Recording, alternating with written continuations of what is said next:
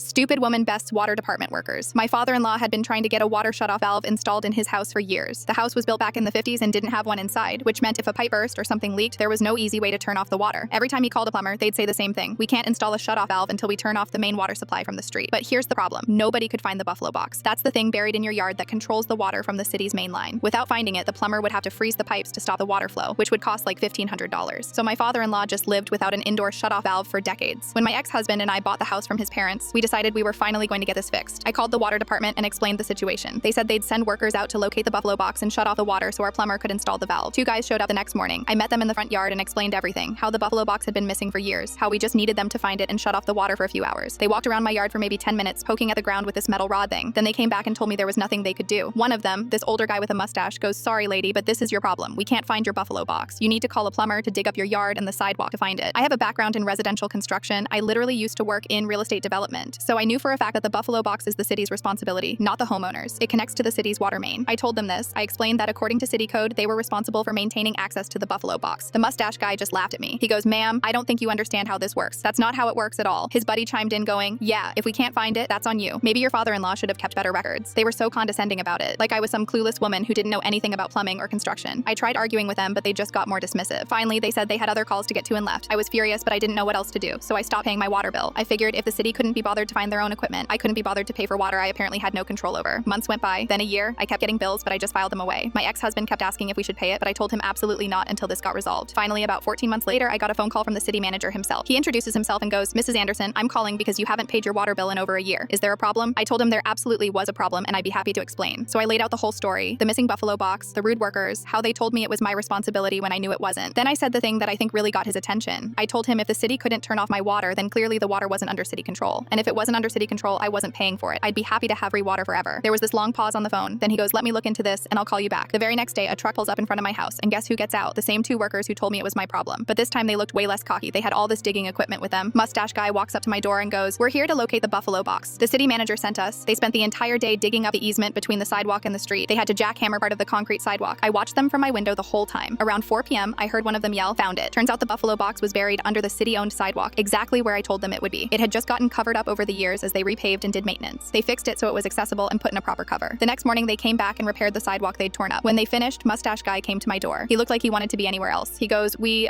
wanted to apologize for how we handled things last time. The city manager explained that we should have looked harder and that you were right about it being the city's responsibility." I just smiled and said, "Apology accepted." They asked if I wanted the water shut off now for my plumber. I told them no thanks. I'd call when we were ready to install the shutoff valve. Then I went inside and paid my entire water bill, all 14 months of it. It was over $300, but it was worth every penny.